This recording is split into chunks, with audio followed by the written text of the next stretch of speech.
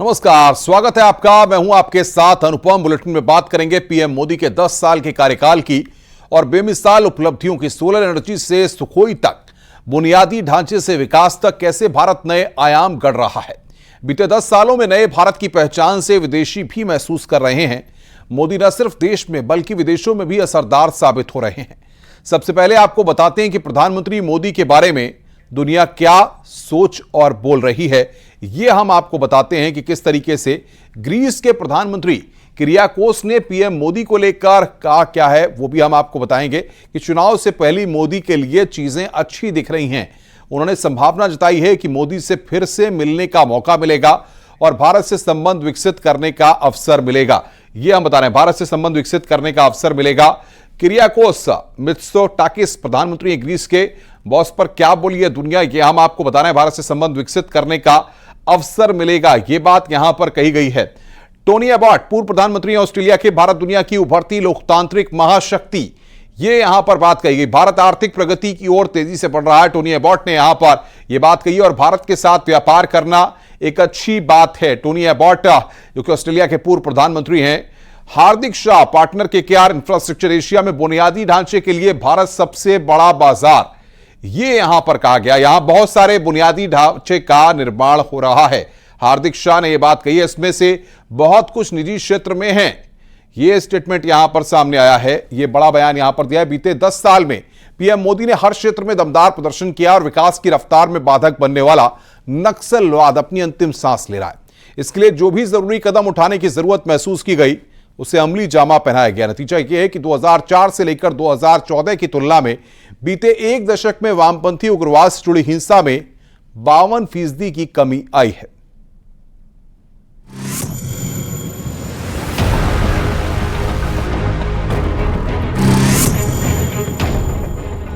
नक्सलवाद के हर फॉर्म को हमने पराजित करना पड़ेगा। बंदूक वाला भी है और कलम वाला भी नक्सलवाद, हमें इन सब का काट निकालना पड़ेगा।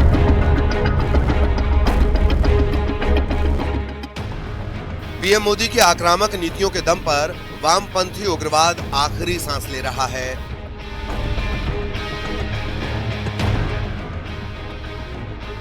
नक्सलवाद पर नकेल कसने में केंद्र की मोदी सरकार को निर्णायक सफलता मिली है। इसके साथ ही नक्सल प्रभावित जिलों में विकास की दूरदर्शी नीतियों की वजह से एक बार फिर से जनजीवन पटरी पर लौट रहा है।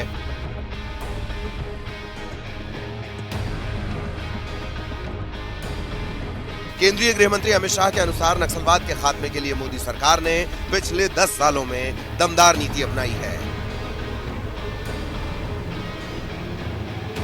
उग्रवाद और आतंकवाद, नक्सलवाद इस देश को 4 दशक से परेशान करता था। मोदी जी के 14 से 24 के कार्यकाल में उग्रवाद और आतंकवाद और नक्सलवाद अपनी अंतिम सांसें गिन रहा है। मैं देश की जनता को कहना चाहता हूं, मोदी 3 में ये देश पूर्णतया आतंकवाद, उग्रवाद और नक्सलवाद से मुक्त होकर शांत और समृद्ध भारत बनने की दिशा में आगे बढ़े।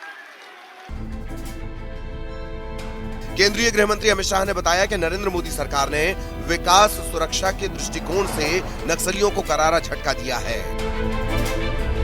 उन्होंने कहा कि वामपंथी उग्रवाद अब आखिरी सांस ले रहा है। सरकार की दूरदर्शी नीतियों की वजह से नक्सलवाद अपनी जमीन खो चुका है।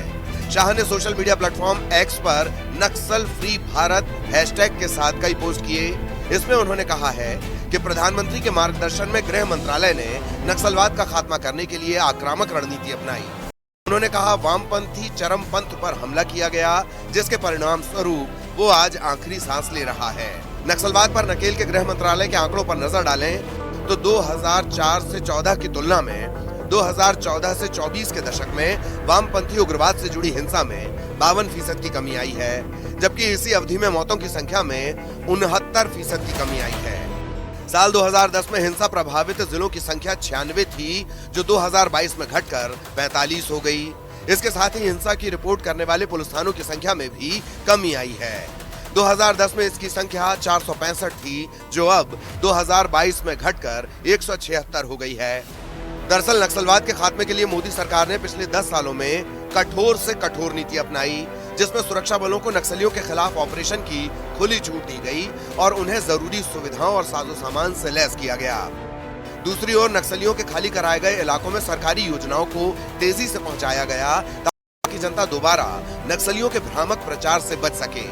इसके साथ ही इस दौरान नक्सलियों की फंडिंग रोकने के प्रयास भी किए गए। इन तमाम प्रयासों ने नक्सलवाद की कमर तोड़ दी। Bureau report, news 18।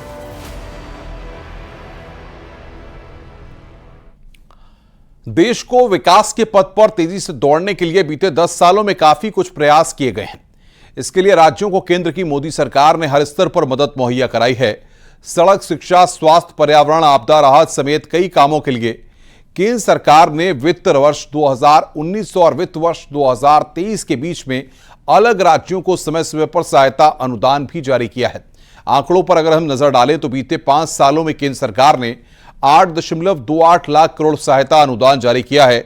ये आंकड़े वित्तीय साल 2019 से 2023 तक के बीच के हैं, जिसमें पश्चिम बंगाल को 69,465 करोड़ रुपए से ज्यादा सहायता अनुदान दिया गया। उत्तर प्रदेश को 63,152 करोड़ से ज्यादा सहायता अनुदान दिया गया। वहीं केरल को 62,496 करोड़ से ज्यादा और आंध्र प्रदेश को 59,754 करोड़ से अधिक, गोवा को 489 करोड़ से ज्यादा और अरुणाचल प्रदेश को 2,129 करोड़ से ज्यादा, तो वहीं सिक्किम को 2,219 करोड़ से ज्यादा सहायता अनुदान दिया गया है। तो सोलर एनर्जी से सुखोई विमान तक, उत्तर प्रदेश से दक्षिण तक, बुनियादी ढांचे से विकास तक नया भारत, नया आयाम गढ़ रहा है। पीएम मोदी की दूरदर्शी सोच ने इस नए भारत को लेकर लोगों की धारणा बदल दी है।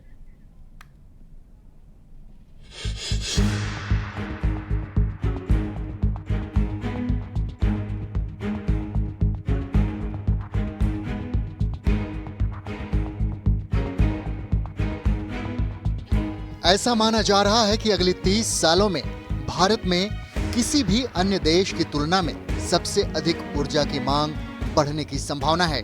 इसलिए ऊर्जा का एक विश्वसनीय स्रोत होना बहुत जरूरी है।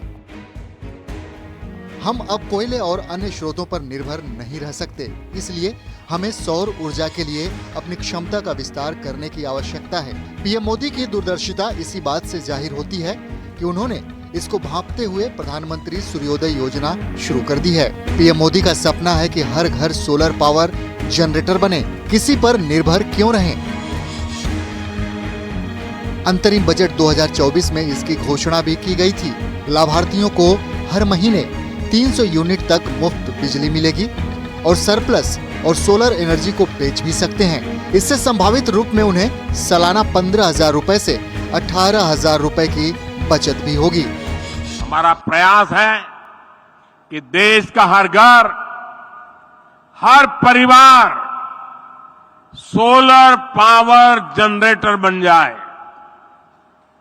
इसलिए हमने पीएम सूर्य घर मुफ्त बिजली योजना शुरू की है।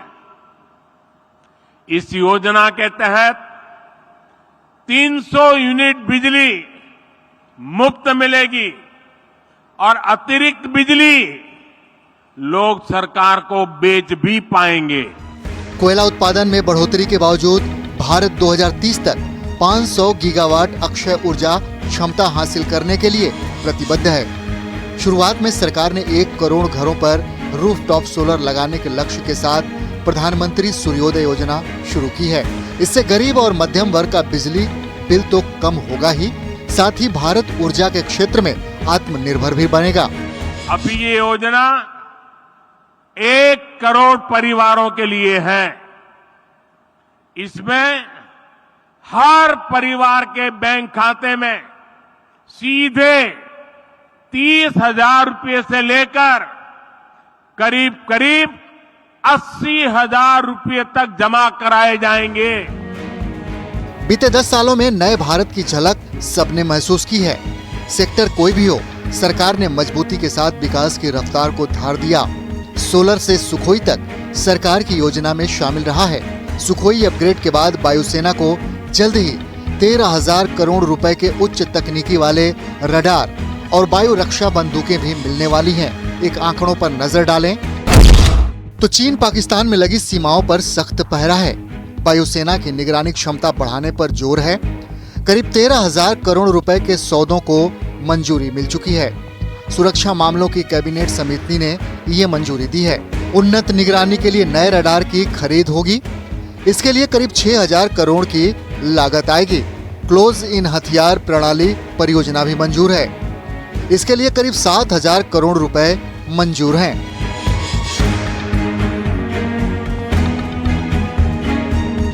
मोदी सरकार ने भविष्य की योजनाओं में स्वदेशी विकास पर जोर दिया है।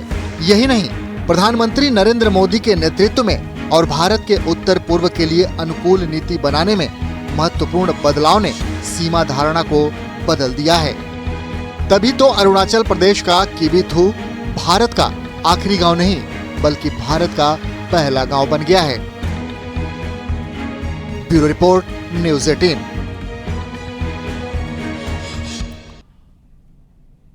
और बड़ी खबर, कांग्रेस की भारत जोड़ो